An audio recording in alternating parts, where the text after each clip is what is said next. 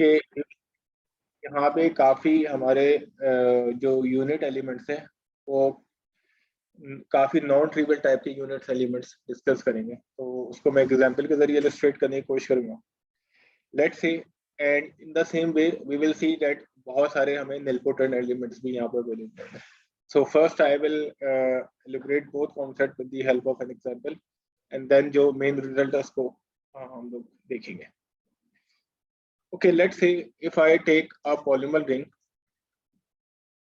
if I will take a polymer ring over, let's say Z8 लेता हूँ, और polymer में लेता हूँ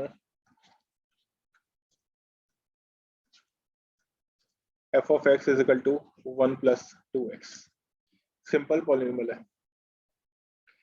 सो आप क्या समझते हैं कि ये पॉलिनोमियल यूनिट है कि नहीं? आपको कुछ आइडिया है कि ये पॉलिनोमियल यूनिट है कि नहीं? वैसे तो हमें जब पॉलिनोमियल रिंग में हम सोचते हैं यूनिट्स के बारे में तो हमेशा नजर आ रहा होता है कि नहीं, कोई पॉलिनोमियल तो यूनिट हो नहीं सकता, सिर्फ जो जीरो कांस्टेंट पॉलिनोमियल्स होते हैं, नॉन जीरो कांस्टेंट पॉलिनोमियल्स होते हैं, सिर्फ वही सिर्फ यूनिट होता है। But actually this is a unit. मैं आपको हिट एंड ट्रायल मेथड के जरिए देखने की कोशिश करूं, बिकॉज यहाँ पे आप चले मैं आपको शो करने की कोशिश करता हूँ। लेट्स से अगर मैं 1 plus 2x को 1 plus 2x से मैंने मल्टीप्लाई करवा दिया तो व्हाट विल हैपन?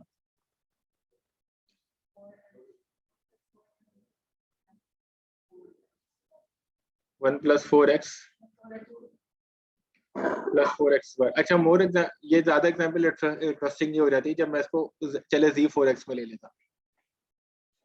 ये तो पॉलिनोमियल है ना z4x में, और ये क्या आंसर आ जाता आखिर में? 1। तो at least you have seen an example कि that is a non constant polynomial but it is invertible. क्योंकि प्रॉब्लम इसमें क्या होता है, ये जो 4 है ना, क्योंकि आपको पता है कि 4 का क्या है, ये किसके बराबर आ गया? 0 के बराबर आ गया। ये क्या आ गया? 0 के बराबर आ गया z4 में। और 0 के बराबर क्या है? क्योंकि 2 into 2 निलपोटेंट एलिमेंट होता है तो 2 raised to the power square 0 के बराबर। चलें एक और एग्जाम्पल देखने की कोशिश करते हैं। Z8 में एग्जाम्पल देखने की कोशिश करते हैं ताकि आप लोग को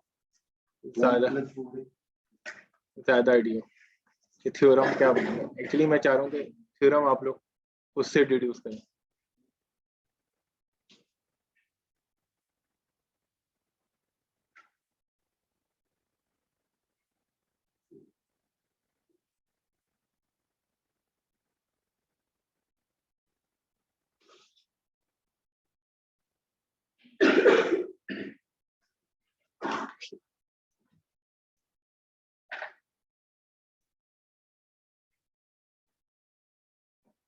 चलिए हम यही करें, सिंपल सा थोड़ा रखें बाद में। 3 plus 4x है, इसको मैं किससे मल्टीप्लाई करूं कि आंसर 1 आ जाए? हाँ, इसका भी स्क्वायर ले लें थोड़ा सा। चलिए इसको अगर 2 रखता, इसको मैं 2 रखूं और इसको 4x² रखूं।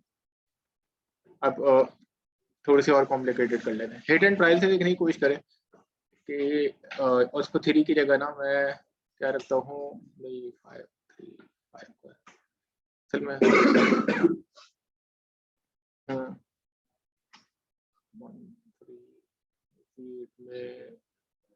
3 5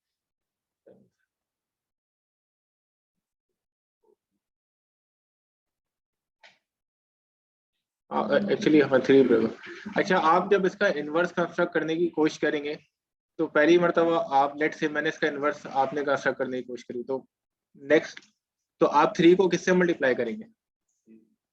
तो आप ये देखने की कोशिश करें, अगर if I want to construct the inverse तो यहाँ पे भी आपने क्या किया था? क्या नहीं 3 को 3 से मल्टीप्लाई तो 9 हो जाएगा। तो 3 को आपने 3 से मल्टीप्लाई करने की कोशिश करी। ओके, और लेट से फिर 4 को आप फिर नेक्स्ट कोई जो टर्म आप लेंगे। सो लेट से अगर मैंने यहाँ पे 4x ले लिया, लेट्स से इनको मल्टीप्लाई करवाएं, 3 into 3 1, 3 4 12, ठीक है 12x है, अभी तो हमें नहीं पता। अच्छा यहाँ पे x स्क्वायर है, क्योंकि इनवर्स कंस्ट्रक्शन, इनवर्स की कंस्ट्रक्शन इतनी आसान नहीं है। क्या 3 into 4, हाँ 4x हो जाएगा, एंड देन फिर क्या हो जाएगा, 2 को मल्टीप्लाई कर लें, इससे क्या हो जाएगा 6x हो जाएगा, और ये क्या हो जाएगा 16x क्यूब हो जाएगा। तो ये तो हमें पता है किसके इक्वल है, Z8 में 0 के इक्वल है। यहाँ पे कुछ यानी कि हमें प्रॉब्लम नजर आ। अच्छा ये दैट्स मेरे पास कोई लॉजिक नहीं थी, जस्ट मैंने एक आर्बिट्री कंस्ट्रक्ट के किया था कि but you can still try, क्या थोड़ी सी ट्राई करके मे बी क्या आपको दोबारा यहाँ पे क्वाड्रेटिक कोई पॉलीनोमियल चाहिए हो कि कोई क्वाड्रेटिक पॉलीनोमियल इंट्रोड्यूस करवाने की कोशिश करें। So in any case maybe यानी कि जैसे 3 + 2x का तो आपको आइडिया हो गया था कि उसका इनवर्स 3 + 2x ही होगा ना, बिकॉज यू कैन कंस्ट्रक्ट, या 3 + 4x का भी आप इसी तरह बता सकते थे। सो यहाँ पे आपको इन सब पॉलीनोमियल्स में, या जो इस वाली एग्जांपल में थोड़ा सा हमें श्योर है, तो हम यहाँ पे सिंपल इसको अगर 3 + 2x का है, अच्छा 3 + 2x को अगर करूँ तो इसका इनवर्स किस तरह से कंस्ट्रक्ट करूँगा, क्योंकि 3 + 2x को अगर मैं 3 + 2x से कर दिया तो what I will get 1 + 6x + 6x + 4x square. इसका मतलब ये तो कोई भी चीज 0 के बराबर नहीं हो रही। सो इसको क्या दोबारा 3 + 2x से मल्टीप्लाई करें, ये क्या हो गया 12x हो गया, 4x स्क्वायर हो गया। इसको अगर दोबारा 3 + 2x से करें,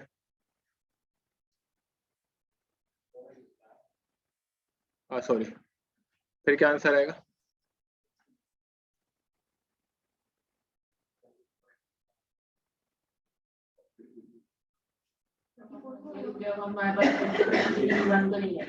थ्री प्लस, हाँ 3 को 1 नहीं आएगा, लेट से चलें ठीक है। और मैं असल में चाहता कि कुछ ना इसका एक थ्योरम तो है, मगर मैं एक प्रोसेस आप लोग को शो करना चाहता हूँ। नहीं Z8 में देखें, देखिए असल में एक क्राइटेरिया तो है, वो डायरेक्ट बता देगा ये यूनिट, एक थ्योरम है जिसको हम प्रूव भी कर सकते हैं। बट ये कि मैं एक्चुअली दिखाना चाह रहा था कि why it is a unit. So there is a theorem जिसके जरिए आपको इनवर्स निकालने की जरूरत भी नहीं है। With the help of that theorem you can easily identify that this thing is a unit, that this polynomial is a unit. Okay, तो आपको उसमें यूनिट निकालने की जरूरत नहीं पड़ती ना, क्योंकि आपको ऑलरेडी पता है कि एक क्राइटेरिया मिल जाता है कि that this theorem is a unit. But actually जैसे हमने यहाँ पे कंस्ट्रक्ट किया था ना, एक्चुअली जैसे मैंने यहाँ पे कंस्ट्रक्ट किया था, कहा था 1 + 2x, इसी तरह मैं 1 + 4x कर देता ना तो वो भी हो जाता, या 3 + 4x कर देता ना यहाँ पे, तो वो इजीली हो जाता, बिकॉज 3 + 4x को if you multiply with 3 + 4x तो क्या आंसर आता, 3 × 3 1, तो ये क्या आ जाता 24x आ जाता, और ये 4² x आ जाता, तो ये क्या हो जाता 1 हो जाता, 4x स्क्वायर आ जाता, या 16 4² x स्क्वायर 16 है, तो भी 0 हो जाता, ये भी 0 हो जाता, ये क्या हो जाता 1 के इक्वल हो जाता, तो ये अगेन क्या हो जाता, ये यूनिट हो जाता। बहरहाल थोड़ी सी कॉम्प्लिकेटेड फिर हम लोग को कंस्ट्रक्ट करना पड़ेगी एग्जाम्पल में, कि Z8 में भी हम इस किस्म की एग्जाम्पल निकाल सकते हैं। तो इन ऑल केसेस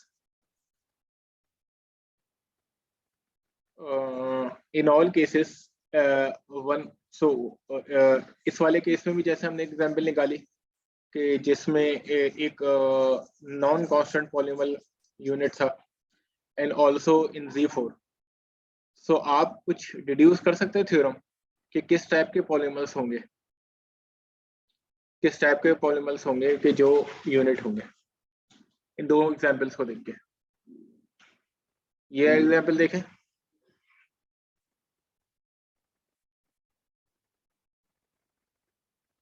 दोनों एग्जांपल देखें, Z4 में एग्जांपल देखें 1 + 2x की, और Z8 में एग्जांपल देखें 3 + 4x की।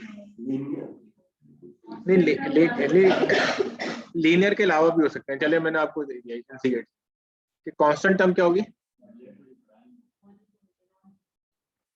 चलिए ठीक है, कांस्टेंट टर्म नॉन जीरो होना चाहिए। अच्छा, मगर ये कांस्टेंट टर्म को अगर मुझे वन किसी के साथ मल्टीप्लाई करके देखें, आप जब भी दो, एक तो आप सबसे पहली बात देख रहे हैं कि अगर यहाँ पे कांस्टेंट टर्म है तो मुझे दूसरे इसका जो भी इनवर्स कंस्ट्रक्ट करना पड़ेगा, तो इन दोनों कांस्टेंट टर्म का प्रोडक्ट क्या होना चाहिए? वन होना चाहिए। तो इसका मतलब सिर्फ कांस्टेंट टर्म से नॉन जीरो नहीं होना चाहिए, इसके अंदर और भी प्रॉपर्टी होना चाहिए। रिलेटिवली प्राइम हो Cn से, और जो रिलेटिवली प्राइम होता है वो क्या होता है? यूनिट होता है। तो आप सबसे देखें वो दोनों एग्जांपल्स में आप देखें कि यहाँ भी कांस्टेंट टर्म 1 थी, यहाँ पे कांस्टेंट टर्म क्या थी? 3 थी। अगर मैं कांस्टेंट टर्म को 2 रख लेता तो मैं इसको किसी से भी मल्टीप्लाई करके 1 नहीं ला सकता। तो इसका मतलब कांस्टेंट टर्म के बारे में आपको क्या पता चलेगा? कांस्टेंट टर्म सिर्फ नॉन जीरो होनी चाहिए, उसके अलावा भी कुछ होना चाहिए। क्या होना चाहिए? रिलेटिव जनरली आप कहना क्या होना चाहिए रिंग के अंदर? हम तो जनरली रिंग में कर रहे हैं ना, यूनिट होना चाहिए। कांस्टेंट टर्म क्या होना चाहिए? यूनिट होना चाहिए। चलें, अब ये तो हमने कांस्टेंट टर्म के बारे में एक बात देखी ना, क्योंकि लॉजिक आपको समझ में आ रही है। क्योंकि अगर ये कांस्टेंट टर्म है तो मैं, और मुझे यहाँ पे 1 लाना है, तो 1 तभी आ सकता है जब ये कांस्टेंट टर्म इसकी कांस्टेंट टर्म के साथ मल्टीप्लाई होकर आंसर क्या दे? 1। तो इसका अंदर कांस्टेंट टर्म को क्या होना चाहिए? यूनिट होना चाहिए। नेक्स्ट, बाकी टर्म्स के बारे में आपका क्या ख्याल है? आप इस एग्जाम्पल को गौर से देखें, आपको समझ में आ जाएगा कि इस टर्म के साथ हो इस 2 के अंदर क्या प्रॉपर्टी है। नहीं, मोर देन जीरो डिवाइजर।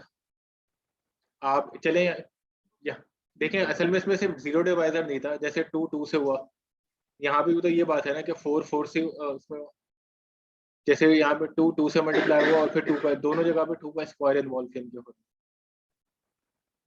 दोनों जगह पे 2 का इसका स्क्वायर। तो ये निलपोटेंट यानी क्या होना चाहिए?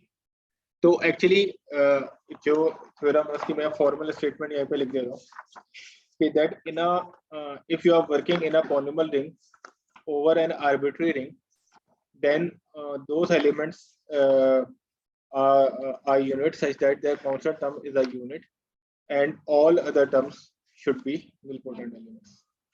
कि जो दूसरी टर्म्स होना चाहिए nilpotent elements होना चाहिए। So जो थ्योरम है एक्चुअली ये आपको डिस्क्राइब करता है, एंड चले इसका प्रूफ भी देख लेते हैं। That units in Rx.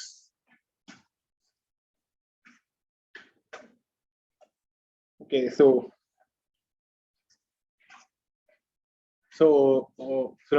let R be a ring.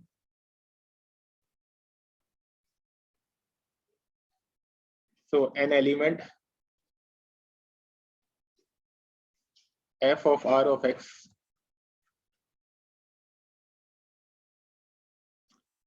is a unit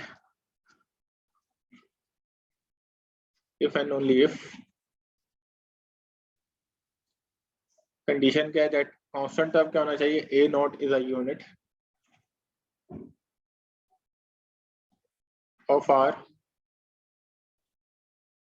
अच्छा, और अगर एलिमेंट को मैंने लिखा है A naught plus A1x and ANxn, and second condition क्या है? and A1 up to so on AN are nilpotents in R. They are nilpotents in R. So actually ये जो एलिमेंट आपको बताया था, इसके जरिए आप यूनिट नहीं निकाल सकते कि उसका इनवर्स कंप्यूट नहीं कर सकते, but you can say that what which element is a unit, so you can identify a unit element. So for example, let's say जैसे मैं पहले लिख रहा था जानबूझ के, जैसे f of x is equal to 3x plus 2x square 2x या 2x plus 4x in Z8x. So we know that 3 is a unit in Z8, so this is a unit. ये मुझे पता है nilpotent एलिमेंट है, ये मुझे पता है कि nilpotent एलिमेंट है, so that's why what I will say that this element is a, so according to this theorem you can say that this element is a unit.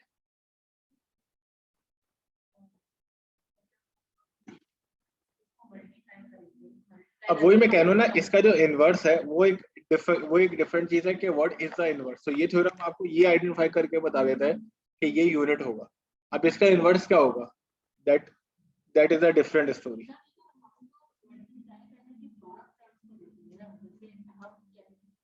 तो यही तो थ्योरम है, वो यही तो बता रहे हैं कि ना अगर निलपोटेंट होंगे तो इसका मतलब कोई ना कोई ऐसी चीज होगी कि इसका इनवर्स एग्जिस्ट करेगा।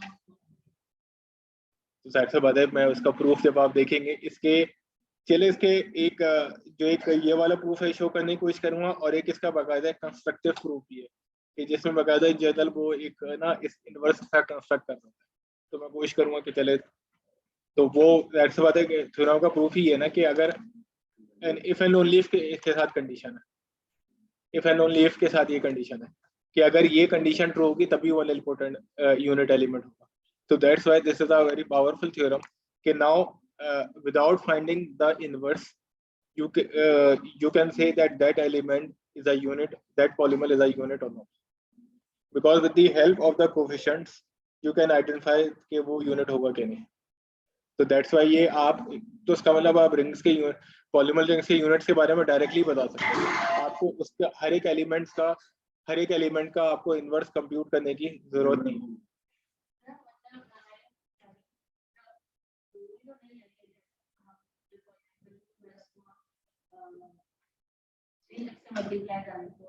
वो तो रेड में जीरो नहीं होएगा, तो फिर क्या जो हम दोनों मल्टीप्लाई करवा रहे हैं पॉलिनोमियल, उस दूसरे वाले पॉलिनोमियल के लिए भी इन्हीं कंडीशन होनी चाहिए।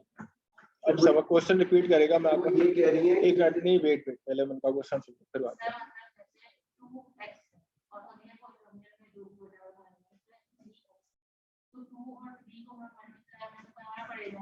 सही मल्टीप्लाई किया 6x आ गया, ठीक है, तो क्या मसला है? तो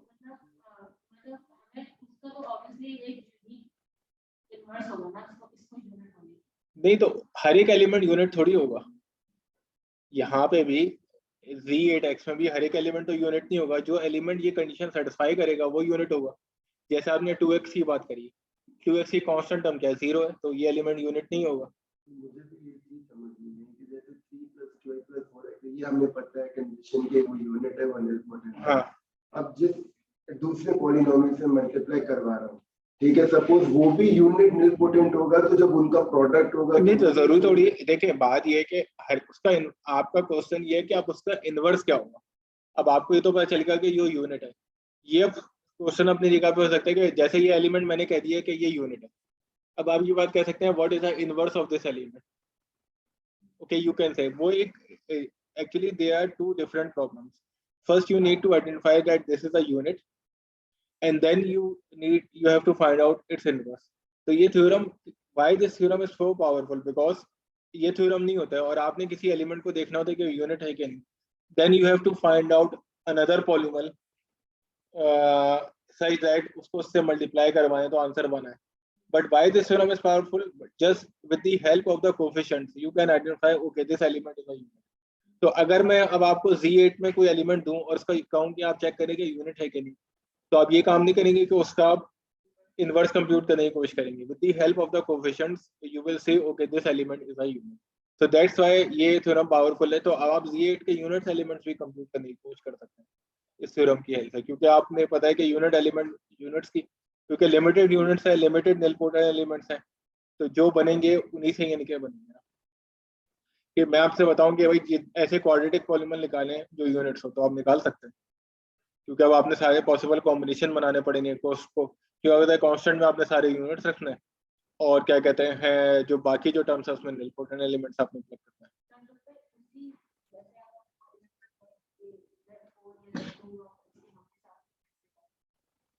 Z2 में दी तो होगा ही नहीं, Z से बताओ तो इंटीग्रल। हाँ, आपस में किसी दो को मल्टीप्लाई करके देख सकते हैं कि ये मतलब उन्हीं में से किसी का एक दूसरे के इनवर्स हो। हाँ, जाहिर सी बात है कि ये ऐसा उसमें हो सकता है, मगर समटाइम्स क्या कहते हैं, हाँ उन्हीं में से आप देख सकते हैं। ये कैशियन का ट्रिक है कि अगर आपने निकाल लिया तो आप सेकंड पॉलीनोमियल भी कुछ ऐसे ही चूज इनके करें कि जो यूनिट हो। दैट्स व्हाई सेकंड पॉलीनोमियल होगा वो भी तो यूनिट ही होगा ना, तो आप कोई नॉन यूनिट पॉलीनोमियल चूज ना करें। उससे आपको ये, हाँ ये इतना आपको क्लैरिटी मिल सकती है कि अगर आपने सेकंड पॉलीनोमियल भी जो चूज सेलेक्ट करना है जो पहले वाले का इनवर्स हो, वो भी एक यूनिट एलिमेंट ही होना। श्योरिटी होगी कि मतलब यूनिट एलिमेंट को और वो वाला भी यूनिट होना चाहिए, मतलब यूनिट इंपॉर्टेंट। अगर कोई और पॉलिनोमियल करे उसको मल्टीप्लाई कराना फिर वो यूनिट नहीं, यही तो कह रहा हूँ, तो यही तो थ्योरम की पॉसिबिलिटी, यही तो थ्योरम की है ना खासियत ना, कि वो श्योरिटी के इफ एंड ओनली इफ के साथ है। वो ये भी प्रूव करेगा कि अगर ऐसा ट्रू है तो यूनिट है, और अगर यूनिट होगा तो वो हमेशा इस कंडीशन को सेटिस्फाई, ये श्योरिटी है कि हाँ भाई ये होगा ना, समझे बात को। तो दैट्स व्हाई थ्योरम यानी क्या है ना, कि जो रिजल्ट है उतना पावरफुल यानी क्या है कि अदरवाइज शुरू में समझ में नहीं आता, शायद आपको लग रहा हो अच्छा शायद कोई और भी एलिमेंट हो जो उस कंडीशन को सेटिस्फाई नहीं करे, बट ये थ्योरम आपको बताएगा हाँ ये अगर कोई होगा यूनिट तो वो इस कंडीशन को जरूर सेटिस्फाई करवाएगा। So that's why with the help of this theorem you can classify units of a given polynomial ring easily. Okay, condition क्या है, constant term is a unit and all other coefficients are nil units. Okay, चले इसका अब that's why कि I think इसका approve इनके करना पड़ेगा ताकि आपको ज्यादा बेहतर तरीके से समझ में आ जाए।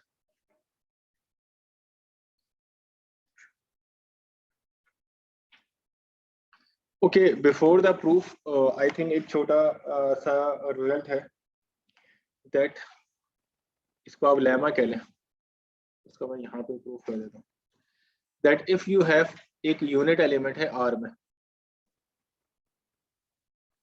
एंड एक निलपोटेंट एलिमेंट है आर में,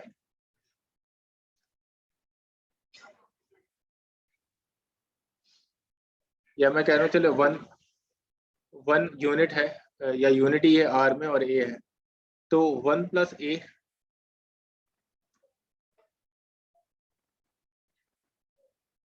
तो मेरा जो क्लेम है वो ये कि 1 प्लस ए क्या होगा, यूनिट होगा।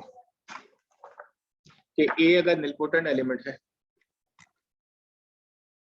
if A is a nilpotent element and so 1 plus A is a unit, पहले ये रिजल्ट है, इसको बाद में जनरली भी प्रूफ करूंगा कि if A is a nilpotent element then 1 plus A is a unit। कैसे प्रूफ करेंगे,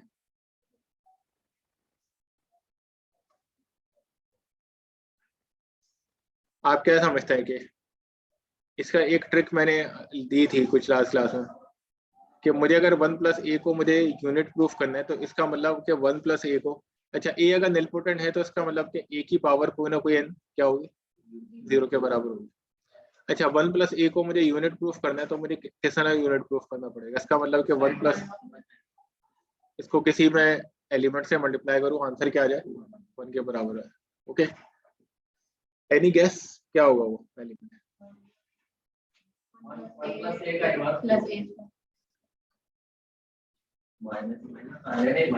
आपने असाइनमेंट सवाल किया, मुझे लग रहा है असाइनमेंट में ऐसा क्वेश्चन था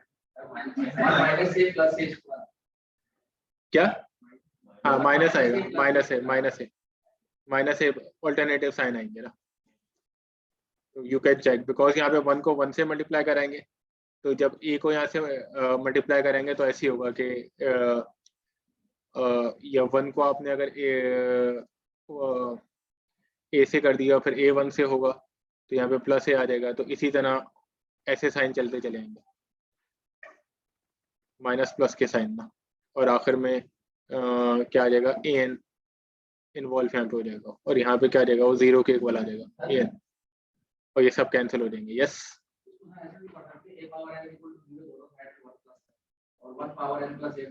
क्या बोला a power n is equal to 0 है, हाँ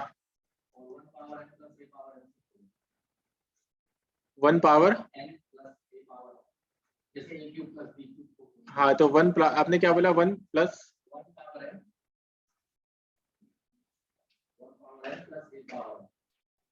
तो ये तो हो गया। आप मैं अब क्या लिखूं, लेफ्ट साइड को क्या लिखूं, नहीं मुझे, अच्छा आप जैसे A cube minus plus B cube वाले से कर, हाँ वो एक ही चीज़ है, ऐसे बात है जब आप इस फॉर्मूले को खोलते हैं तो ये इसी के बराबर ही आता है 1 प्लस एन के बराबर आता है, इस तरह से भी आप कर सकते हैं।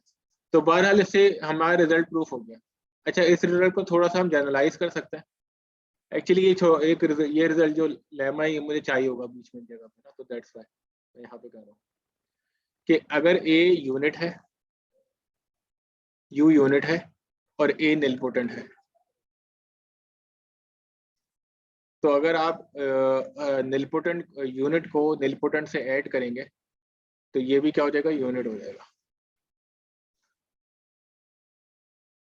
इसका भी प्रूफ इसी तरह से आना चाहिए कि अगेन ये निलपोटेंट है, अगर ए तो A raise to the power n कोई 0 के बराबर होगी, तो आपने u प्लस ए को क्या दिखाना है, यूनिट दिखाना है।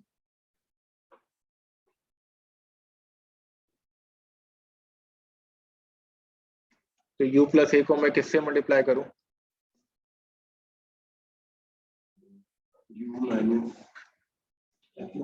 अच्छा u यूनिट है तो इसका अलग u का इनवर्स एग्जिस्ट करता है कि u इनवर्स r में होगा।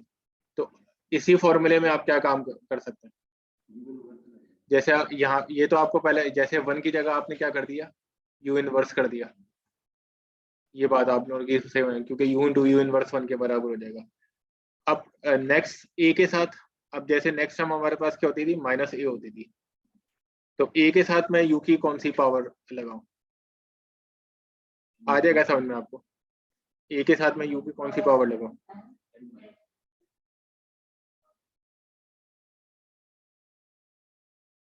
2 लगाऊं, u की पावर -2 लगाऊं, क्या लगाऊं, देखें नहीं 0 टर्म से आपको पता चल जाएगा ना कि यार आपको 0 वो बनानी है ना। देखिए u को आप a से करेंगे तो a को आपको किससे देखें, आपने इसको करना है ना। देखें यहाँ पे अब क्या आ रहा होगा, आपकी टर्म्स कैसे आ रही होंगी, ये वाली टर्म इससे मल्टीप्लाई होगी क्या आ रही होगी, a आ रही होगी, और ये वाली इससे मल्टीप्लाई होगी कौन सी टर्म आ रही होगी, कौन सी, n-1 u की पावर n-1।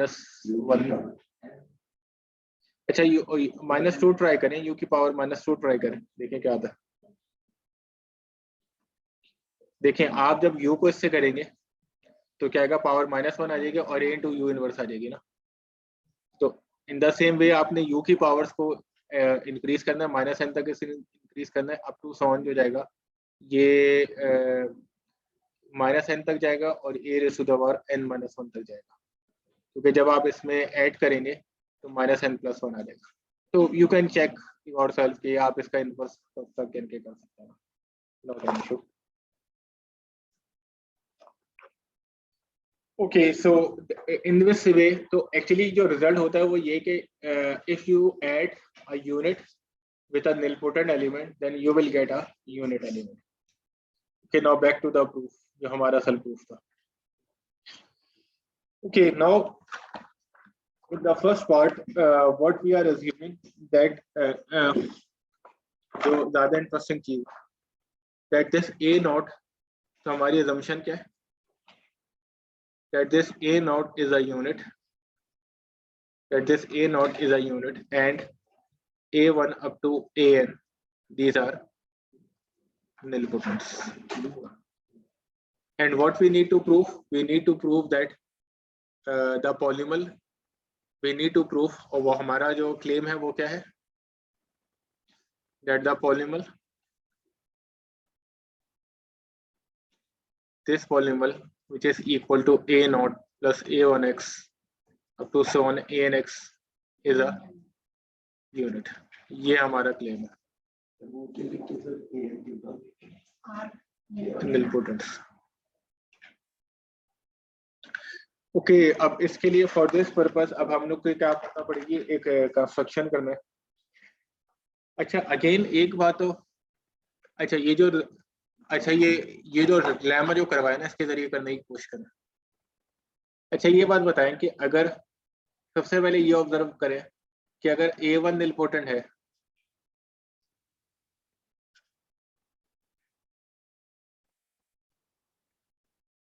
तो a1x भी क्या होगा, गुड। a2 अगर निलपोटेंट है तो a2x² भी क्या होगा, गुड।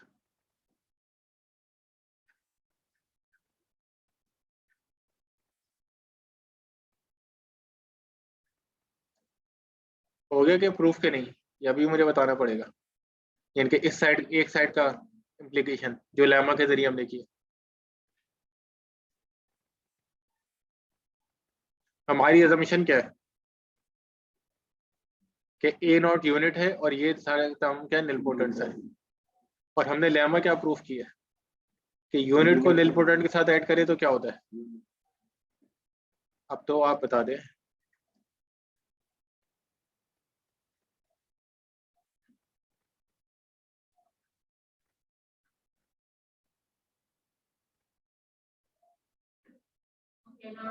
वो यूनिट है और बाकी सारे निलपोटेंट होगा ऐड होगा।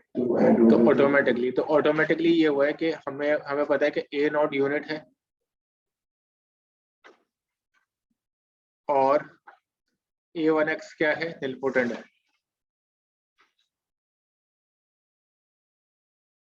A not is a unit, आप इसको इस तरह से करें ज्यादा फनी होगा।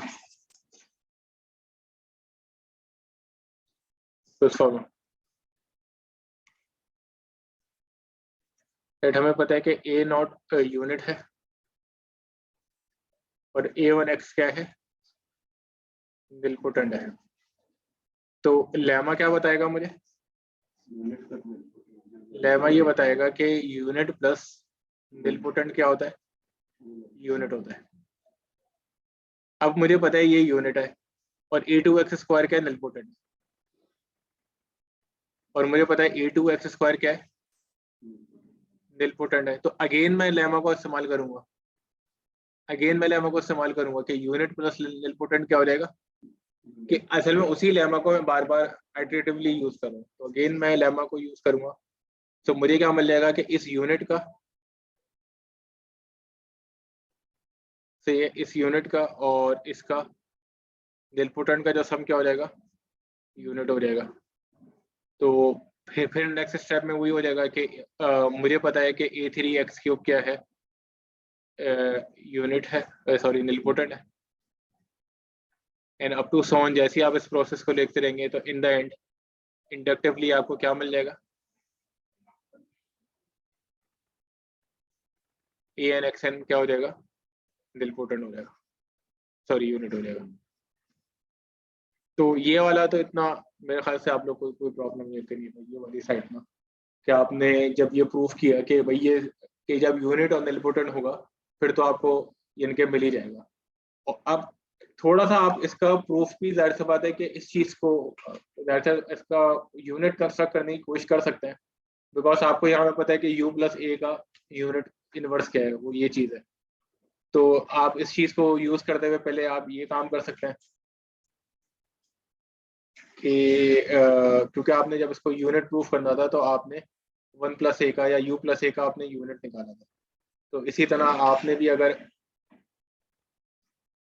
A0+A1X का अगर आपने इनवर्स निकालना है तो आपने ये वाला फॉर्मूला यूज करना पड़ेगा।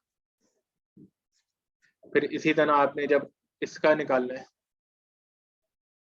इस वाले एलिमेंट का आपने इसका इनवर्स निकालना है, फिर आपको इसको U अज्यूम करके और इसको निलपोटेंट अज्यूम करके फिर ये फॉर्मूला अप्लाई करके निकालना पड़ेगा। तो एक कंस्ट्रक्टिव एल्गोरिथम भी आप बना सकते हैं, थोड़ा सा डिफिकल्टी होगी but still. But now proof complete हो गया, कन्वर्स है ना कि अब जो असल चीज है जो आपके जहन में क्वेश्चन आ रहा था, चलें ये तो आपके जहन में आ गया, ओके ये अगर यूनिट होगा निलपोटेंट होगा then it will satisfy the condition. But अगर ये अगर हमारे पास निलपोटेंट होगा, सॉरी यूनिट होगा, देन हमेशा उसके कोएफिशिएंट इस कंडीशन को सेटिस्फाई करेंगे। So now what is our assumption that f of x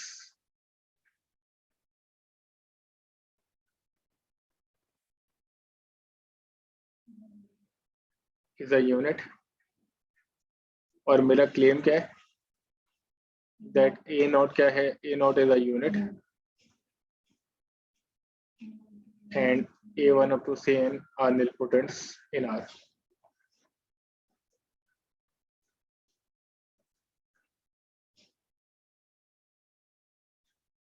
These are nilpotents in R. Okay, so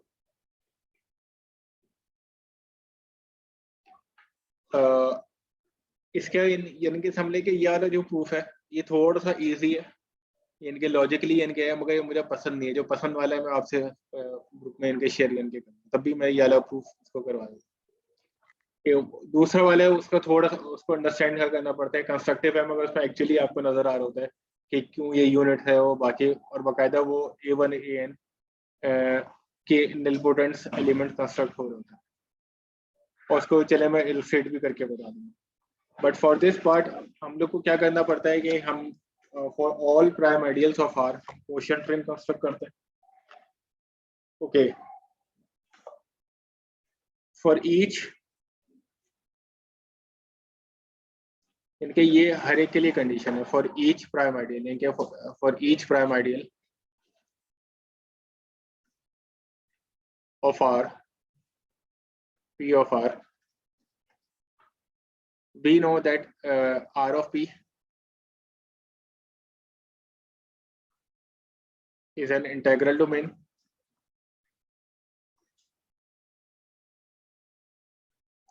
और हम उस इंटेग्रल डोमेन पे एक पॉलीनोमियल रिंग कंस्ट्रक्ट करते हैं R of Px।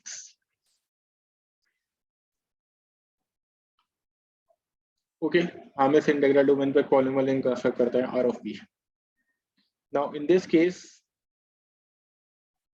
अच्छा, अब ये वाला जो पॉलीनोमियल रिंग होगा ये भी क्या होगा, क्योंकि R of, अच्छा हमें पता है कि प्राइम आइडियल से क्वोशिएंट लेते हैं तो इंटीग्रल डोमेन होता है, and if we construct a polynomial ring over an integral domain, so it is an integral domain. So that's why it is also an integral domain. Now from R to because ये हम एक हर prime ideal के लिए work कर रहे हैं, from Rx to R over Px, we can define a very we can define a map phi of P which is very natural. Natural के sense में कि अगर यहाँ पे पॉलीनोमियल होगा A1 AX up to so on ANXN, उसकी वहाँ पे नेचुरल मैपिंग अब किधर चली जाएगी, सिर्फ कोफिशिएंट भी ट्रांसफर होंगे ना, तो कोफिशिएंट किस में चले जाएंगे, R over P में चले जाएंगे। तो इसका मतलब कोफिशिएंट किस फॉर्म में चले जाएंगे, A0 plus P plus A1 plus P up to so on, के हर कोफिशिएंट की क्लास ले लेंगे इन दिस क्वोशिएंट रिंग। तो ये वाला मैप मेरे पास क्या है, इस मैप को मैंने क्या किया, फाई पी का इस मैप को नाम दिया। अच्छा, इसको ये तो नेचुरल देखें, अगर आर का यहाँ पे कोफिशिएंट किस में थे, आर में थे, यहाँ पे कोफिशिएंट किस में, आर के क्वोशिएंट रिंग में, तो मैंने क्या ले लिया, हर एक कोफिशिएंट का क्या ले लिया, उसकी करस्पॉन्डिंग कोसेट्स में ले लिया, करस्पॉन्डिंग कोसेट ले लिया। ये शायद मैप आप लोगों ने शायद देखा भी हो कहीं पे, मुझे याद आ रहा है कि शायद एक आध प्रूफ में था ये मैप में। तो actually this phi p is a ring homomorphism। क्यों रिंग होमोमॉर्फिज्म है कि ये थोड़ा सा आप लोग इसको देखने की कोशिश कर सकते हैं, that this phi p is a ring homomorphism, कि तो ये रिंग होमोमॉर्फिज्म की जो प्रॉपर्टीज हैं इनको सेटिस्फाई करेंगे।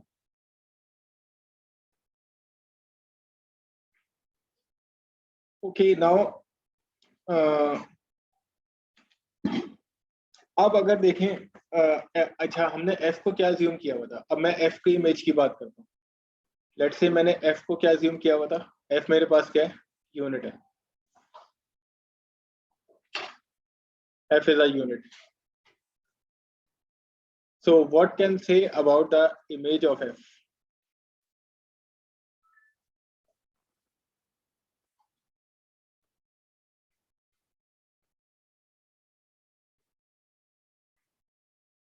ये आप लोग बताने की कोशिश करें। अच्छा, एक पहले आप ये बताएं कि अंडर होमोमॉर्फिज्म एक यूनिट की इमेज के बारे में आप क्या कह सकते हैं। एक यूनिट का इमेज हमेशा क्या होगा, कि अगर होमोमॉर्फिज्म है और एक यूनिट एलिमेंट है तो उसका जब मैंने इमेज लिया है, आप लोग पहले ये अपनी कॉपीज में प्रूफ करने की कोशिश करें कि अगर यूनिट एलिमेंट का मैं इमेज लूंगा अंडर अ रिंग होमोमॉर्फिज्म तो क्या होगा। जो आप सही बात कर रही हैं वो यूनिट ही होगा, अगर इसको अपनी कॉपीज में देखने की कोशिश करें, क्योंकि आप आराम से शो कर सकते हैं कि भाई अगर, बिकॉज ये वाली प्रॉपर्टी होती है कि फाई ऑफ ए इनवर्स किसके बराबर होता है, phi of A whole inverse के बराबर होता है। तो अगर ए इनवर्स का ए इनवर्स यूनिट है तो इसका इनवर्स फाई ऑफ ए का इनवर्स होगा। तो ये प्रॉपर्टी बता रही होती है ना कि फाई ऑफ ए भी इनवर्स है एक्चुअली। तो हमें ये बात पता होता है कि इट इज अ यूनिट, कि अगर ये यूनिट है तो इसका जो इमेज होगा ये भी क्या होगा, यूनिट होगा। अब अगर आपको पता है कि ये वाला जो ये एक इंटेग्रल डोमेन है, तो आपको पता है कि ये एक इंटेग्रल डोमेन है, तो इधर कौन सा पॉलीमर्स यूनिट होता है? अच्छा, दो बातें सामने आ गई। कौन से पॉलीमर्स क्या होता है इधर यूनिट होता है? क्या देख, सिर्फ कांस्टेंट, सिर्फ नॉन जीरो, यानी कि 0 डिग्री के सिर्फ पॉलीमर्स होते हैं, नॉन जीरो कांस्टेंट्स होते हैं, सिर्फ वो पॉलीमर्स होते हैं। तो देखें, अब हमें दो बातें पता चली। एक तो क्या कहते हैं कि ये यूनिट होगा, और दूसरी बात हमें क्या पता चली कि ये वाली जो चीज क्या होगी, 5pf क्या होगा, it is a 0 degree polymer कह लो, या it is a non zero constant होगा, या आप ये बात भी कह सकते हैं it is a non zero constant.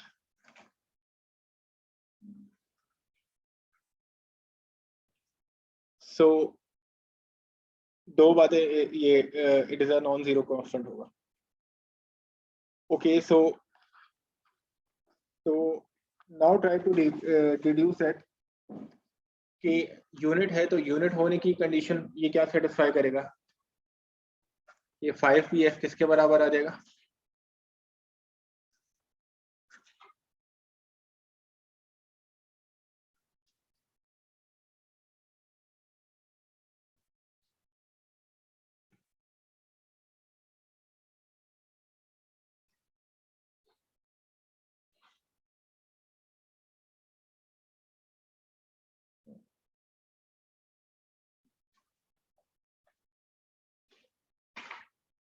तो अब नेक्स्ट, अब इसमें जो हमने पहले वाला एक थ्योरम जो किया होता कि जो निलपोटेंट एलिमेंट्स जो होता है, ऑल निलपोटेंट एलिमेंट्स जो nil radical is the intersection of all prime ideals.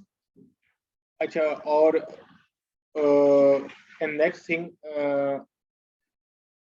आप लोग को, हाँ ओके, तो ये वाला थ्योरम रिकॉल करने की कोशिश करें कि जो निल रेडिकल होता है वो intersection of all prime ideals होता है। तो यहाँ पे जो इमेज था, अच्छा मैं कुछ चीज़ें मिस हो गई हूँ ऊपर से, मैं दोबारा उनको सारी चीज़ों को लिख देता हूँ यहाँ पे ताकि क्लियर हो जाए। सबसे पहले हमने ये देखा कि f अगर यूनिट है, f अगर मेरे पास यूनिट है an(xn), तो मैंने क्या लिया, इसका इमेज लिया अंडर फाई ऑफ p लिया,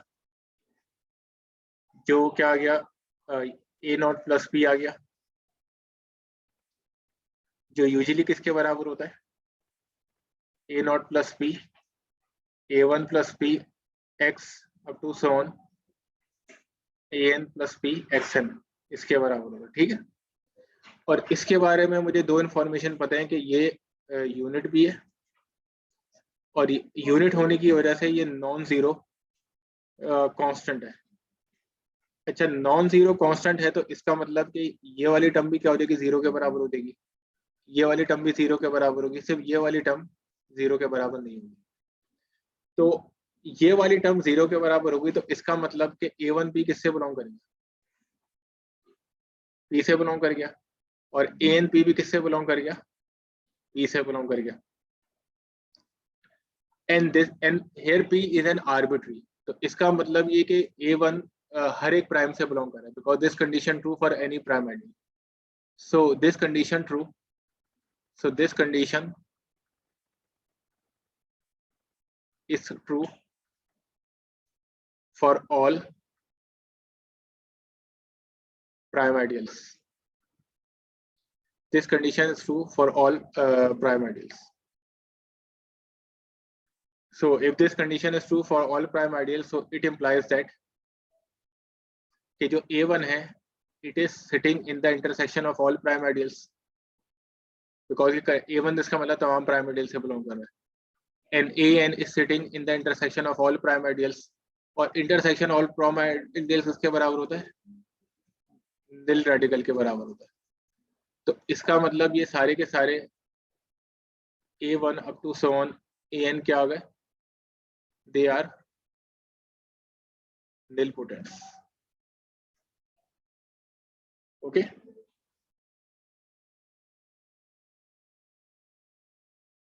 तो ऑलमोस्ट हमने रिजल्ट प्रूफ कर दिए। अब हमारे सिर्फ क्या रह गया कि हमें ए नॉट को क्या प्रूफ करना है, हमें जस्ट ए नॉट को क्या प्रूफ करना है, यूनिट प्रूफ करना है। अच्छा ए नॉट को जस्ट एक तो आप ये बात कह सकते हैं कि ए नॉट प्लस पी, ठीक है, किसी भी प्राइम, कई रीजन इसके हो सकते हैं, मगर जो मैं रीजन आपको बताने की कोशिश करूंगा कि ए नॉट पी इसका मतलब किसी भी प्राइम आइडियल पे बिलोंग नहीं कर रहा। मैं अगर यहाँ पे पर्पल यूज करूं, इसका मतलब A naught P is not an element of P for all prime ideals.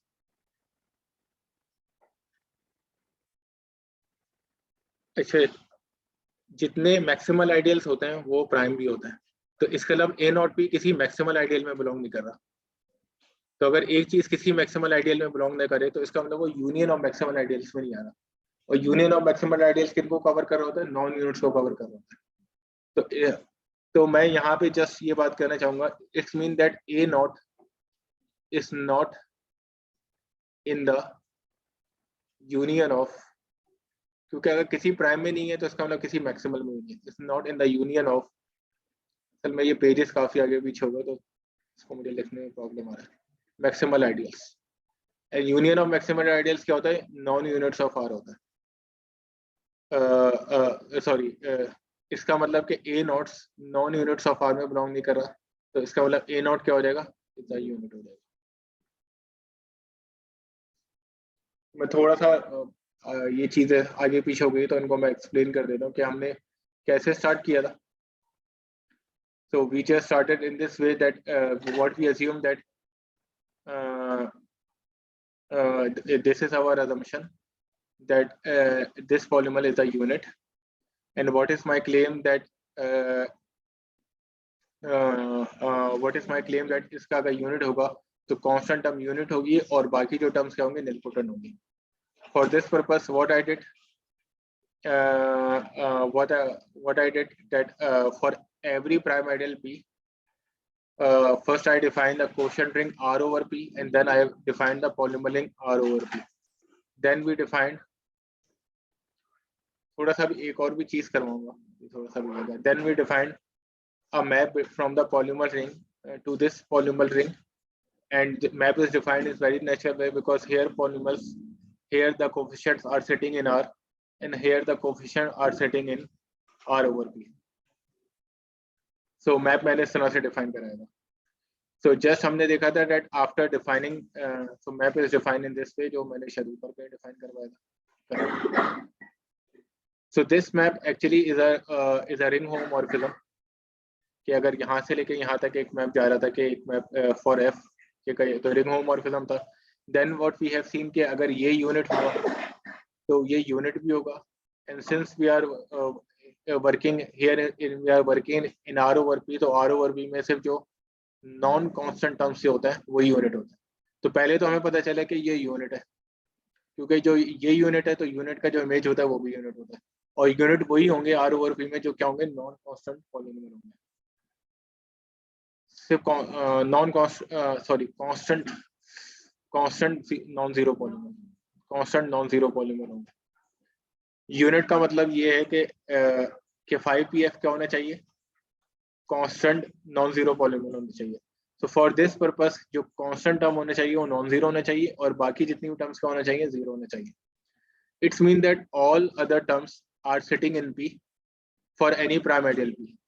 It implies that all other terms are sitting in the intersection of prime ideals, which is basically the nil radical. So इसका मतलब कि all other terms क्या होंगी, nilpotent elements होंगी। Okay, and about this thing के ये जो constant term थी ये किसी भी, ये हमेशा क्या रहेगी, नॉन जीरो रहेगी। तो इसका मतलब ये किसी भी प्राइम आइडियल में बिलोंग नहीं करोगी। If it is not sitting in any prime ideal, then it is not sitting in the intersection of in the union of maximal ideals. It's mean that it is a non-unit.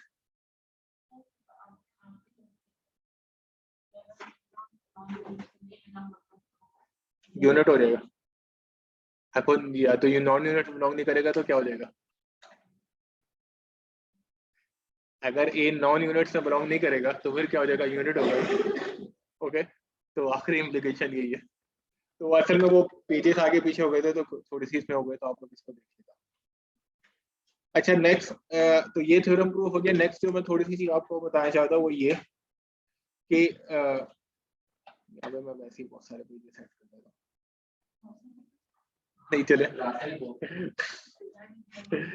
वो ये कि there is also, जैसे हमने तो अब units को तो classify कर लिया, तो इसी तरह हम इसके जो जीरो डिवाइजर्स हैं जो पॉलीमर रिंग्स के, उनको भी हम क्लासिफाई कर सकते हैं। अच्छा, जीरो डिवाइजर्स के लिए यूजुअली ये चीज होती है कि अगर आप एक पॉलीमर है तो अगर आपने इसको जीरो डिवाइजर प्रूफ करना है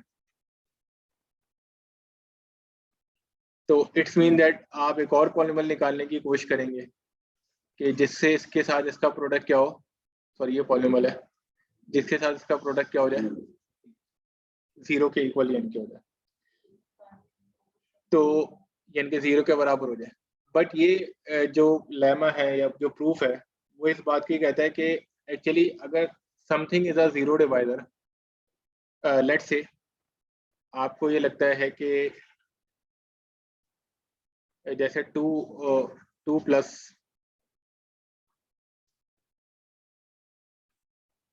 4x ये Z8 में है, आपको लगता है कि ये जीरो डिवाइजर है कि नहीं? आपने बिल्कुल सही कहा कि अगर मैं इसको 4 से मल्टीप्लाई कर दूं, कि मैं इसको 4 से मल्टीप्लाई कर दूं तो आंसर क्या हो जाएगा?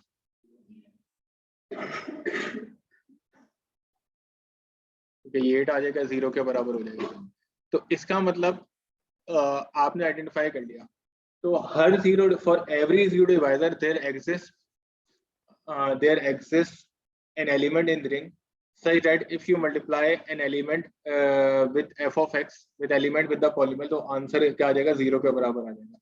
तो एक्चुअली जो थ्योरम है वो ये बात कहता है कि वैसे तो जीरो डिवाइजर जनरली आपको प्रूफ करना पड़े, in general you need to find out a polynomial, but ये जो 4 आया ना, ये सिर्फ तुक्के में नहीं आया कि whenever you have a zero divisor you can always find out a constant such that if you multiply that constant with the polynomial then the answer is equal to 0।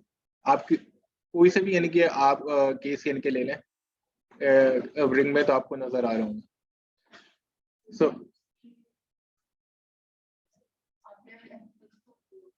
हाँ, तो so actually f of x in r of x is a zero divisor, ये condition है, is a zero divisor if there exists a constant, if there exists some element in the ring, non-zero element in the ring such that AF is equal to 0।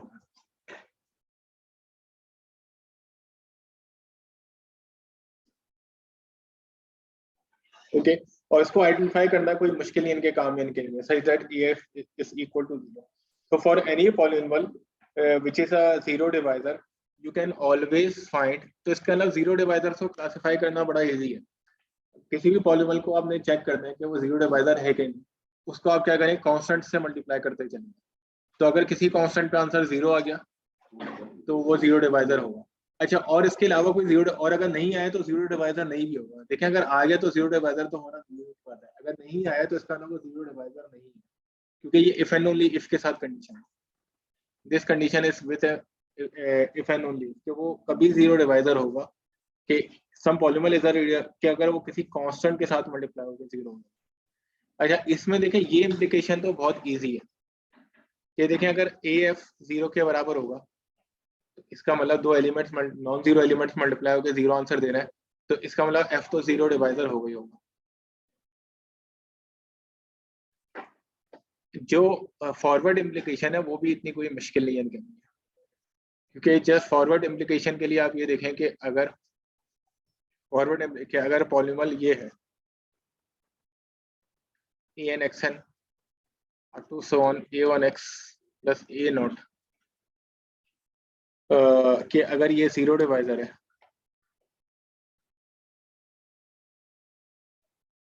इसका मतलब कि कोई element कोई g exist कर रहा होगा polynomial इनमें, सही दैट एफ जी किसके बराबर हो जाएगा,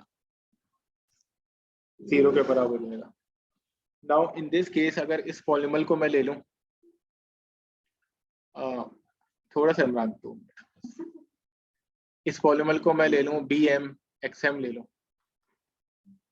प्लस b1x ले लूं प्लस b0 ले लूं, तो जैसे ही मैं इन दोनों पॉलिनॉमियल्स को मल्टीप्लाई करूंगा तो आंसर 0 आ रहा है।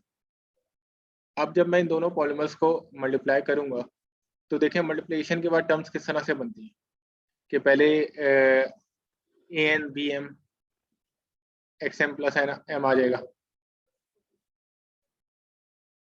फिर नेक्स्ट मेरे पास क्या आ रहा होगा, नेक्स्ट देखें आप मल्टीप्लाई भी करते हैं, बल्कि इसको मैं क्या चीज नहीं, मैं इसको इस तरह से भी तो लिख सकता हूँ बहुत ज़्यादा यानी कि आसानी से कि समेशन की फॉर्म में भी ले सकता हूँ। और देखें ये बात भी तो हो रही होगी ना कि यहाँ की हर एक टर्म इसकी अगर हर एक टर्म को मैं पूरा जी से इनके मल्टीप्लाई करवा दूँ, कि ये चीज़ भी तो हो सकता है ना कि हर एक टर्म को मैं जी से मल्टीप्लाई इनके करवा दूँ, तब फिर क्या आंसर आएगा कि यहाँ की हर एक टर्म को अगर आप जी से मल्टीप्लाई करवाए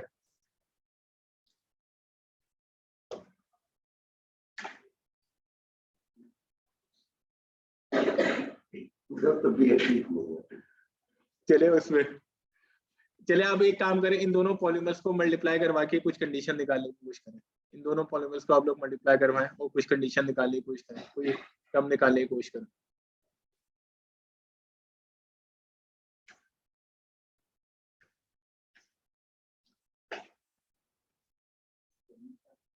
क्या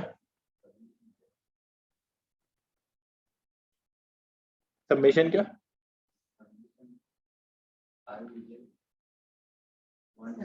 ये तो अच्छा इसमें चले आप क्या कहते हैं एक अच्छा ये आप एक जी के बारे में ये assumption कर सकते हैं थोड़ी सी कि जाहिर सी बात है अगर आपने एफ जी इंटू 0 के बराबर यानी कि हो रहा है, तो इसका मतलब ये कि एफ कई पॉलिनॉमियल से मल्टीप्लाई, जरूरी तो नहीं है एक ही पॉलिनॉमियल के साथ मल्टीप्लाई होकर आंसर 0 हो, कई पॉलिनॉमियल से देता है। तो हमने जी के बारे में कंडीशन लिखी कि that G is a least degree polynomial, G is a least degree polynomial which is a zero divisor such that fg it is equal to 0, such that fg it is equal to 0 because हमारा देखें task है, मैं आप लोग को एक वो बताना चाह रहा हूँ कि एक ऐसा पॉलिनॉमियल हम कांस्टेंट बनाना चाह रहे हैं कि सच दैट उसको जब मैं f के साथ मल्टीप्लाई करूँ तो आंसर क्या आ जाए मेरे पास 0 आ जाए। ओके सो अगर मैंने अब ये बताएं कि जो an है उसको मैंने g के साथ मल्टीप्लाई करवाया, so what you can say about the degree of g and the degree of ang and the degree of g, मैं लिख भी दिया था मगर आप लोग का क्या आइडिया है इन दोनों की डिग्रीज के दरमियान क्या रिलेशन होगा?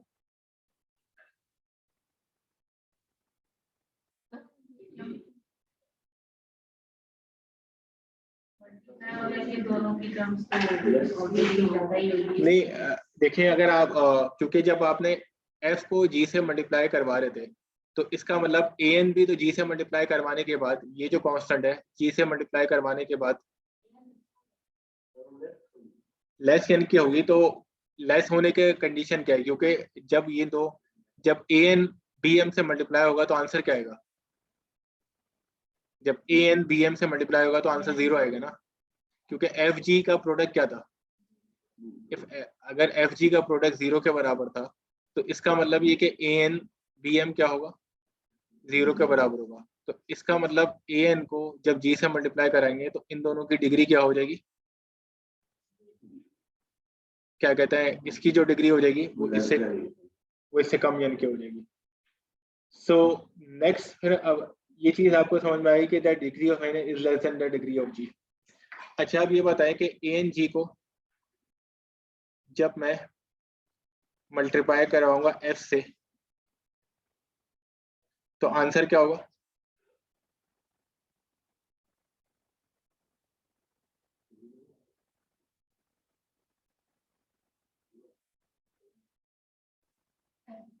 देखें, ये बराबर होता है ए एन जी, जी एफ किसके बराबर होता है? 0 के बराबर आता है। तो ये प्रोडक्ट क्या हो जाएगा? पूरा 0 के बराबर होता है।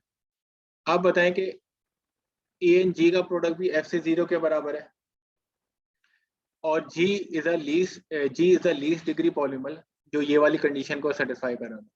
तो यहां से हम क्या कंक्लूड कर सकते हैं कि since G is the least degree polymer,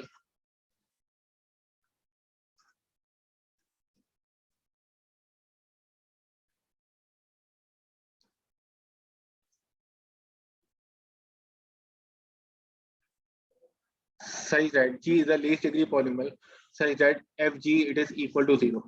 तो अगर कोई और भी पॉलीमर F के साथ मल्टीप्लाई होकर 0 आंसर आ रहा है और उसकी डिग्री G की डिग्री से कम है तो ये पॉलीमर फिर कैसा पॉलीमर हो जाएगा?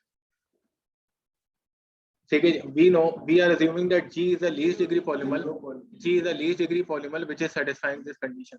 So if there is a polymer which degree is less than G and such that if we multiplying that polymer with F, answer is equal to 0. So it implies that A and G is a 0 polymer. Okay, now you can repeat the same argument with an minus 1g। देखें, क्योंकि यहाँ पे जब आप an minus 1 को भी g से multiply कराएंगे तो उसकी भी डिग्री क्या हो जाएगी? g से हो जाएगी। जब आप इस वाले कोफिशिएंट्स को, ये वाला जो कोफिशिएंट है an minus 1, ये जो कोफिशिएंट है an minus 1, इसको भी जब आप g से मल्टीप्लाई करवाएंगे तो उसकी जो डिग्री क्या हो जाएगी? दैट से होता है इसका ये जो कोफिशिएंट है ये भी bm के साथ मल्टीप्लाई करके आंसर 0 ही दे रहा होगा ना, ये क्योंकि इन सबका प्रोडक्ट तो 0 के बराबर आ रहा है। तो an minus 1 को जब मैं bm से मल्टीप्लाई करवाऊंगा तो आंसर क्या होगा? 0 के बराबर आ रहा होगा। तो इसका मतलब ये जो कंडीशन मैंने लिखी है ये तमाम कोफिशिएंट्स के लिए क्या है? तमाम कोफिशिएंट्स के लिए क्या है? ट्रू है। तो जस्ट अभी वो पॉइंट आ रहे हैं ना, आप जस्ट ये, क्यों हमारे तो पॉइंट ये था कि हम तो f के लिए ऐसा कांस्टेंट कंस्ट्रक्ट करना चाह रहे हैं कि जब हम उसको उससे मल्टीप्लाई कराएं तो आंसर 0 आए। मगर अभी तो हमने जस्ट ये प्रूफ किया कि f के जो कांस्टेंट्स हैं, f के जो कोफिशिएंट्स हैं उनको अगर मैं g से मल्टीप्लाई करूं तो आंसर क्या आएगा? 0 आएगा। जस्ट मैंने ये प्रूफ किया कि f के जो कोफिशिएंट्स हैं। तो in the same way this is true for an minus 1 and up to so on कि ये a नॉट g के लिए भी क्या हो जाएगा? 0 के प्रूफ हो जाएगा। तो ये सब के सब क्या आ जाएंगे? ये 0 पॉलीमर्स आ जाएंगे। ओके, अच्छा, अब ये सब 0 पॉलीमर्स अगर आ गए तो इसका मतलब ये कि अब मैं an को अगर मैं g से मल्टीप्लाई करवाऊंगा तो यहाँ से मुझे क्या पता चलेगा कि an bm किसके बराबर आ जाएगा? 0 के बराबर आ जाएगा। और यहाँ से मुझे क्या पता चलेगा कि a नॉट, तो इसका मतलब bm से जितने भी a's के जो कोफिशिएंट्स होंगे तो यहाँ से अगर मैं bm को अगर मल्टीप्लाई कर रहा हूँ f से तो ये bm किसके बराबर आ जाएगा? a नॉट या a1 या an xn up to so on। और ये किसके इक्वल आ जाएगा? ये बराबर आएगा bm an xn up to so on bm a naught, और ये सब किसके बराबर जाएंगे? 0 के। तो 0 के बराबर आएगा। तो इसका मतलब हमने वो कोफिशिएंट कंस्ट्रक्ट कर लिया, क्योंकि हमें ये बात थी ना कि हमें एक ऐसा कांस्टेंट कंस्ट्रक्ट करना था कि उसको f से मल्टीप्लाई कराएं तो आंसर क्या आ जाए? 0 आ जाए। तो मैंने असल में इस आर्गुमेंट में ये प्रूफ किया कि अगर मैं f को g से क्योंकि अच्छा देखें, डायरेक्टली पहले आप ये काम नहीं कर सकते थे, मिनिमलिटी यहाँ पे चाहिए थी ना कि अगर मैं f को g से मल्टीप्लाई करूंगा, तो पहले मैंने बात प्रूफ करी कि a को मैं अगर अगर a के कोफिशिएंट्स हैं उनको मैं किसी भी g के साथ मल्टीप्लाई करूंगा तो आंसर क्या होगा, 0 आ रहा होगा। इसको आप इस तरह से भी अंडरस्टैंड कर सकते थे कि अगर एफ जी का प्रोडक्ट 0 के बराबर है तो पहले मैंने अगर इसको पूरे जी के साथ मल्टीप्लाई किया तो 0 आंसर आएगा, ए नॉट को पूरे जी के साथ मल्टीप्लाई किया तो आंसर 0 आएगा। तो पहले मैंने ये कंडीशन डिड्यूस करी कि अगर एफ के कोफिशिएंट्स को मैं जी के साथ मल्टीप्लाई कराऊंगा तो आंसर क्या आएगा, 0 आएगा। मैंने सिर्फ पहले ये डिड्यूस किया और यहाँ से फिर मैंने डिड्यूस कर लिया कि इसका मतलब एफ के कोफिशिएंट्स को बी के अगर बी एम से मल्टीप्लाई करूंगा तो आंसर 0 आ जाएगा। तो इसका मतलब बी एम वो कोफिशिएंट है जिसको मैं एफ के तमाम कोफिशिएंट के साथ उसकी मल्टीप्लिकेशन क्या आ रही है, 0 के बराबर आ रही है। इनफैक्ट यहाँ पे आप दर्शा होते कि ये कोई यूनिक यानी कि नहीं है, और भी आप इसके अलावा भी कोई कोफिशिएंट यानी कि हो सकता था, बट एटलीस्ट हमें कोफिशिएंट अवेलेबल हो गया तो जिसका 0 आ रही है। तो इसमें आसानी ये रहती है कि if you want to check something is a 0 divisor और not, just multiply them with the coefficients और विद द कांस्टेंट्स। अगर किसी में भी एक आंसर 0 आ गया तो 0 डिवाइजर है, और अगर 0 नहीं आया देन यू आर श्योर कि फिर वो 0 डिवाइजर नहीं है। Okay, so any problem class?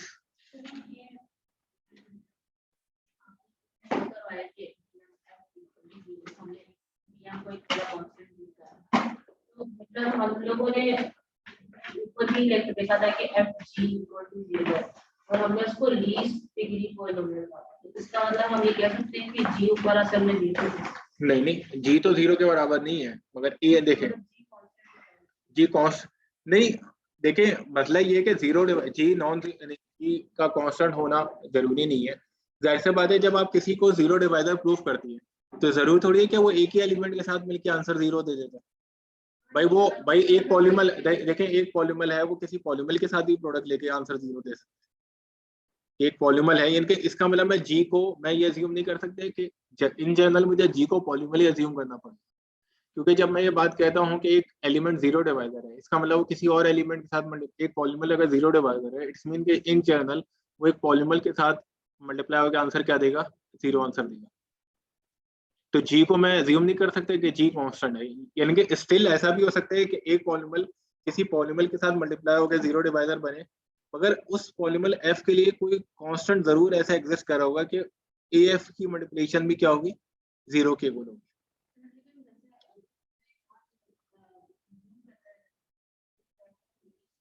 Degree पॉलीमल है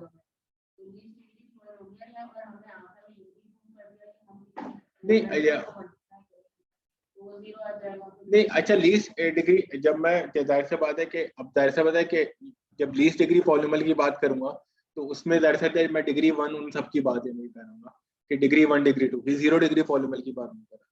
तो आप ये बात कह सकते हैं कि जी इज द लीस्ट पॉलीमल क्या कहते हैं विद द नॉन 0 डिग्री का, ये आप ये इस चीज को ऐड कर सकते हैं। इसका मतलब ये हो सकता है कि आपने पॉलीमल लिया तो वो पॉलीमल 0 डिवाइजर, जनरल 0 डिवाइजर ऐसा होगा कि उसके लिए कोई पॉलीमल ऐसा एग्जिस्ट कर होगा जिसके जरिए आंसर 0 आ रहा होगा, और वाकई में ऐसा होगा। बट ये कि उसी पॉलीमल के लिए कोई कांस्टेंट भी जरूर एग्जिस्ट हमेशा करेगा जिसके साथ उसका आंसर क्या होगा, 0 आ रहा होगा। तो for each 0 divisor you can find a constant such that the multiplication of that constant with the polynomial is 0.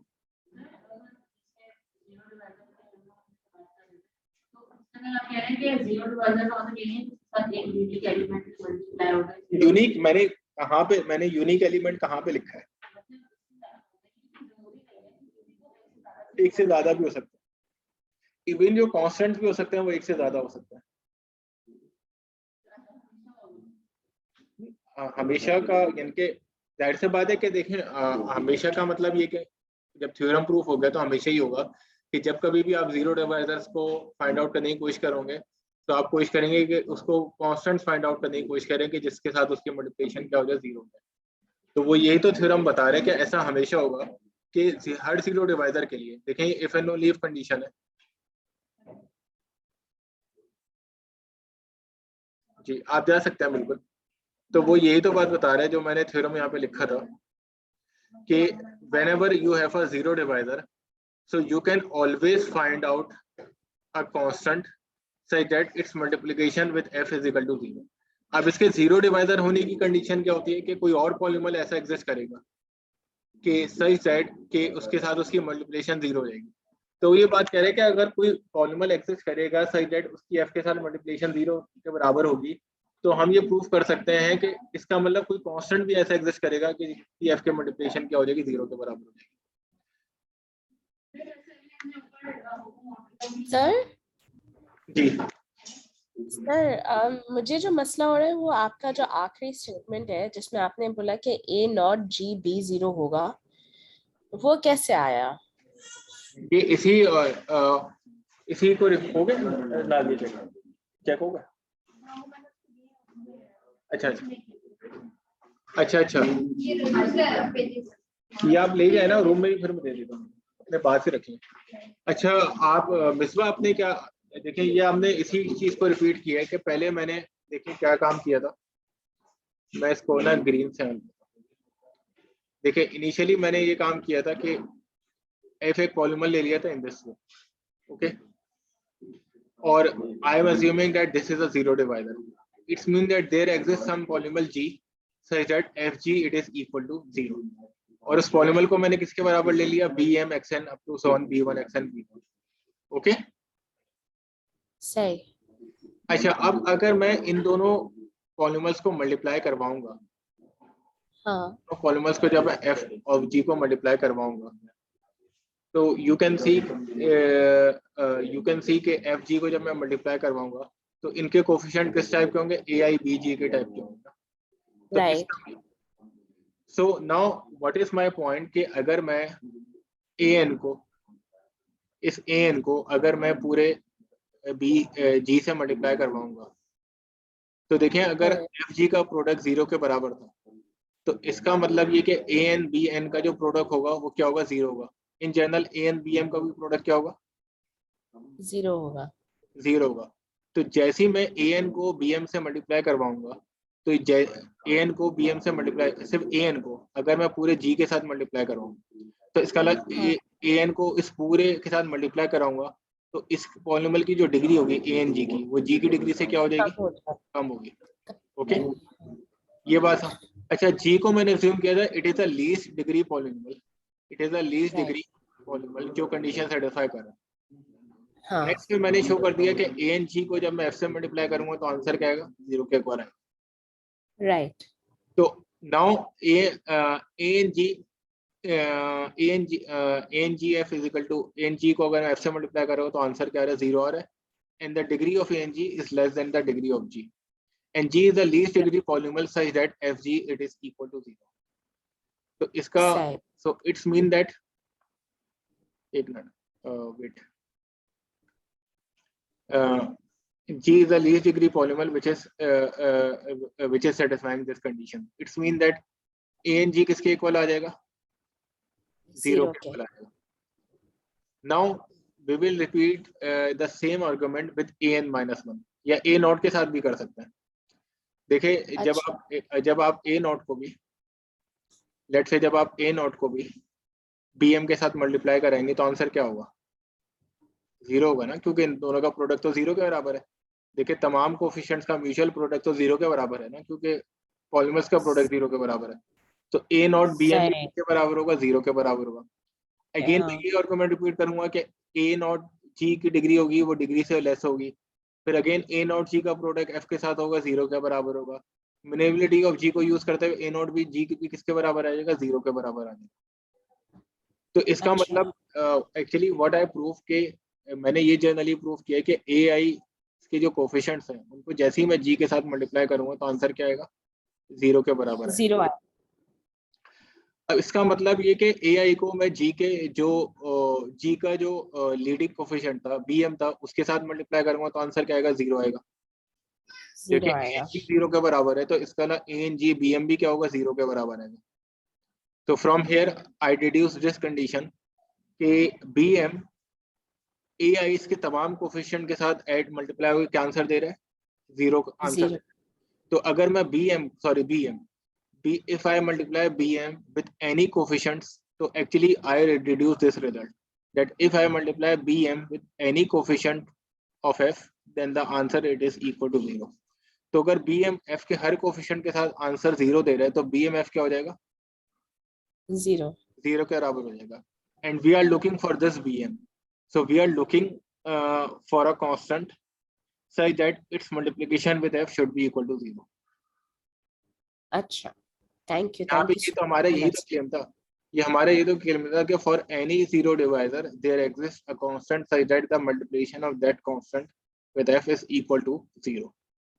So here और वो कांस्टेंट सर वो आता ही उसके जो दूसरा जीरो डिवाइजर है उससे ही आता है. उससे ही आता है. एक्चुअली इसमें आप जो उसका जीरो डिवाइजर होगा ना, उसका जो कोफिशिएंट होगा, उसका जो लीडिंग कोफिशिएंट होगा, इनफैक्ट जो उसका जीरो डिवाइजर होगा, उसका आप कोई भी कोफिशिएंट ले लें वो ये काम करेगा. मैंने तो बीएम की बात करी है, आप बीएम की बात नहीं करें, आप बीएम के अलावा कोई और सा भी कोफिशिएंट ले लेते हैं ना जी का, तो वो भी ये काम करेगा.